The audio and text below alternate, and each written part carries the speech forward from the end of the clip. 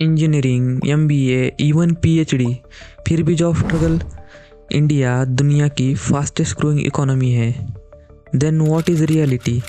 Let's find out.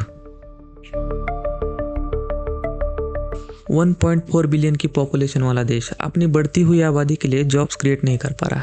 ये सोचने वाली बात है। इंडिया का अनएम्प्लॉयमेंट रेट 8% के करीब है। बांग्लादेश, मैक्सिको और वियतनाम से भी ज़्यादा, और ये 30 ईयर्स में हाईएस्ट है। 1991 के फाइनेंशियल क्राइसिस में भी इतना ज़्यादा अनएम्प्लॉयमेंट नहीं था। गवर्नमेंट जॉब्स का हाल देख लो। एक रेलवे जॉब के लिए लाखों के applications.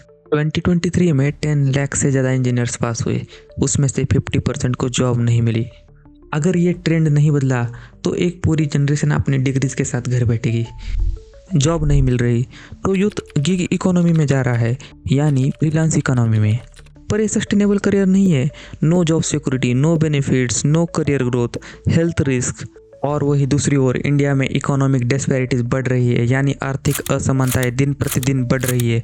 The world inequality report के अनुसार भारत में सबसे अमीर 1% लोग देश की टोटल इनकम का 22.6% का हिस्सा रखते हैं, और यही लोग टोटल वेल्थ का 40% हिस्सा रखते हैं, जो ब्रिटिश शासन के दौरान से भी अधिक है।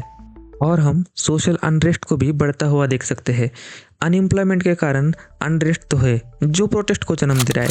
जैसे कि 2022 में बिहार और उत्तर प्रदेश जैसे राज्यों में रेलवे भर्ती की प्रोसेस लेट होने की वजह से विरोध में वायलेंट प्रोटेस्ट हुए। हजारों कैंडिडेट्स ने रेल स्टेशन पर धरना दिया, ट्रेनों को नुकसान पहुंचाया, और ऐसी कई घटना हम बता सकते हैं। जॉब अपॉर्चुनिटीज़ की कमी के कारण लोग बड़े शहरों या दूसरे देशों में माइग्रेट कर रहे हैं, जिससे अर्बन एरियाज में प्रेशर बढ़ रहा है और ब्रेन ड्रेन भी हो रहा है। Mental health issues, crime rate बढ़ना, ऐसे इश्यूज क्रिएट हो रहे हैं।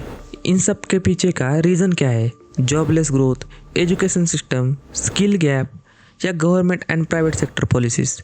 सरकारी जॉब्स लिमिटेड है और प्राइवेट जॉब्स में सिक्योरिटी नहीं है। इंफ्रास्ट्रक्चर, मैन्युफैक्चरिंग ग्रोथ स्लो है, जो लार्ज स्केल जॉब क्रिएट नहीं कर रही।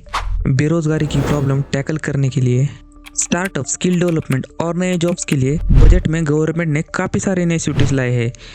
लेकिन असली सवाल ये है कि ये पॉलिसीज़ इम्पैक्ट दिखाएगी या फिर बेरोजगारी एक बड़ी समस्या बनी रहेगी। आपका क्या मानना है?